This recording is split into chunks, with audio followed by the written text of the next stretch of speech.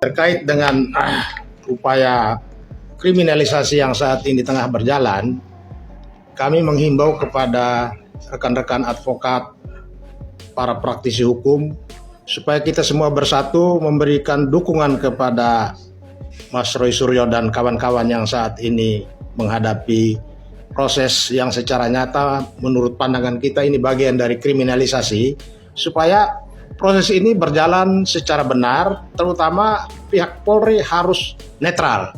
Pihak Polri tidak boleh berpihak karena dalam kaitan dengan respons terhadap laporan Jokowi dalam perkara dugaan pencemaran nama baik, nampak sekali polisi sudah melangkai hal-hal penting yang harusnya didahulukan.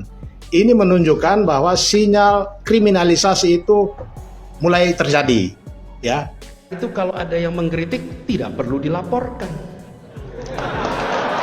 Anies Baswedan sedang menyindir Bapak Joko Widodo.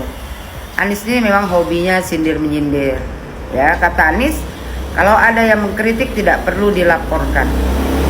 Anies, seorang Anies Baswedan tidak bisa membedakan mana kritikan, mana fitnahan. Harusnya Nis, kau yang memberitahu kawan-kawan kau itu bahwasanya Joko Widodo memang benar kuliah dan menamatkan kuliahnya di Universitas Gadjah Mada.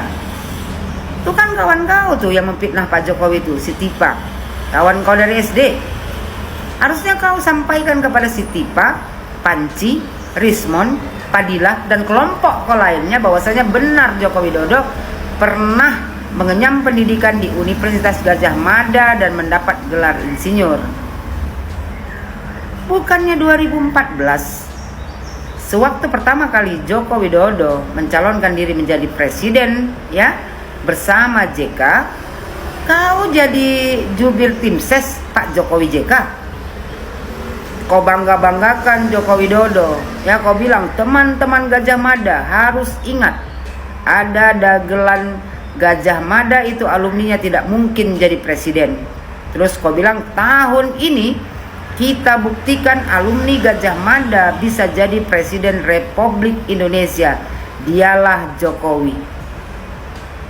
Sekarang kenapa pula kau menyindir? Video kau pun masih ada itu rekam jejaknya. Video waktu kau menerima dokumen dari Kagama, keluarga alumni Universitas Gadjah Mada, yang berisi ya masukan dan dukungan terhadap pasangan Jokowi JK. Kenapa sekarang kau ikut-ikutan pula sama kelompok kau, seolah-olah memang benar ijazah Pak Jokowi itu palsu? Bukannya kau yang mendukung Pak Jokowi di 2014? Inilah kalau orang munafik. Kau dukung Pak Jokowi waktu itu kenapa? Karena kau ya kan diberi jabatan jadi menteri. Begitu kena pecat, ya kan? Nah, mulailah kau fitnah sana sini. Gak ingat kau? Didukung Prabowo kau jadi gubernur. Kau puja-puja juga Prabowo.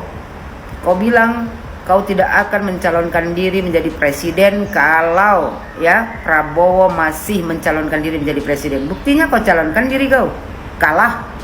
Habis itu ya di debat kau permalukan Prabowo Subianto dengan memberi nilai 11 dari 100. Gak manusia munafik namanya itu. Waktu ada keperluan kau puja-puja. Setelah ya kan kepentingan kau itu terpenuhi, kau hina. Berbahaya orang seperti kau gini. Tak pantas kau menjadi pemimpin di negara Republik Indonesia ini. Ya, seorang munafik memuja-muja orang karena kepentingan. Setelah dapat kepentingan, ya kan, orang yang mendukung kau, habis itu kau hina, kau rendahkan. Sekali aku bilang sama kau nih, rekam jejak kau masih ada. Seharusnya kau yang membela Joko Widodo, bahwasanya benar Joko Widodo itu memang tamat ya dari Universitas Gadjah Mada. Karena kau yang mendukungnya 2014, kau yang berteriak lantang, ya tahun ini kita buktikan alumni Gadjah Mada bisa jadi presiden Republik Indonesia, dialah Jokowi.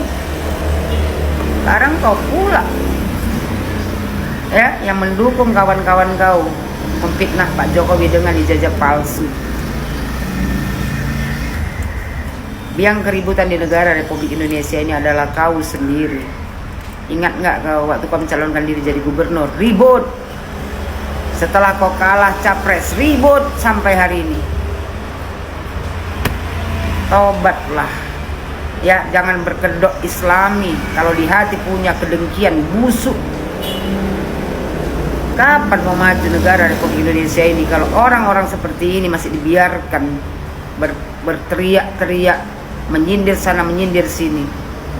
Apa prestasi yang kau kasih? Aneh aja kok banyak orang yang mencintai seorang munafik seperti kau ini. Pahamin bahwa yang dilaporkan oleh Pak Jokowi di Polda Metro Jaya itu adalah delik aduannya. Yang kami laporkan adalah delik murninya. Ya. Pasal yang kami terapkan di sini adalah pasal 160, penghasutan. Itu jelas ya. Oke, kenapa kami duga ada penghasutan? Karena si RS itu seolah-olah meyakinkan masyarakat bahwa itu adalah produk palsu. Itu intinya. Ya kan?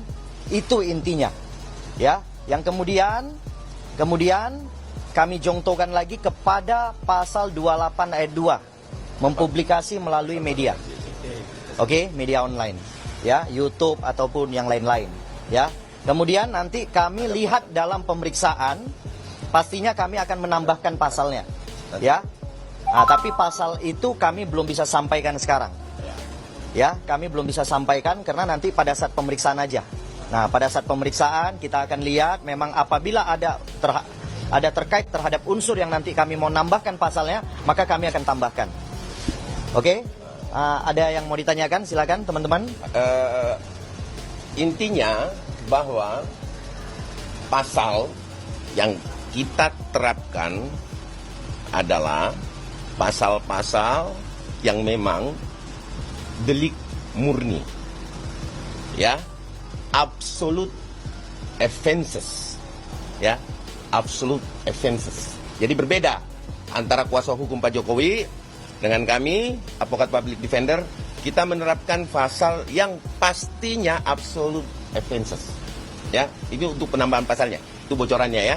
Tapi nanti kita akan sampaikan setelah perkembangan pemeriksaan. Oke. Yang paling valid ya, paling valid. Persoalannya begini ya, ijazah yang selama ini dipakai sebagai sampel untuk diuji oleh baik Roy Suryo maupun Rismon Sianipar itu ternyata bukan berasal dari Joko Widodo ya. Jadi sebenarnya seluruh hasil uji mereka selama ini pun tidak bisa dipertanggungjawabkan sebagai dasar untuk mengatakan itu asli atau tidak asli ya, ijazah itu. Jadi hasil dari uji lab forensik ini yang benar-benar harus dilihat dan kita semua harus nunggu saja sebenarnya.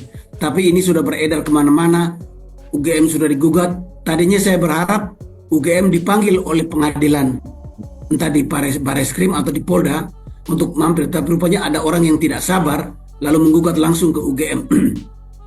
Nah, saya sih sebagai alumni berharap kampus, rektor, para dekan merespon gugatan ini dengan hadir di pengadilan ya, dan memberikan data-data. Dan kalau dalam gugatan itu yang bersangkutan, yang penggugat sudah menuduh kampus kita sebagai pembohong atau pemalsu ijazah sebagainya, saya kira kampus kita harus gugat balik dia ya, sebagai dengan gugatan pencemaran nama baik ya. Ini tidak bisa dibiarkan begitu saja.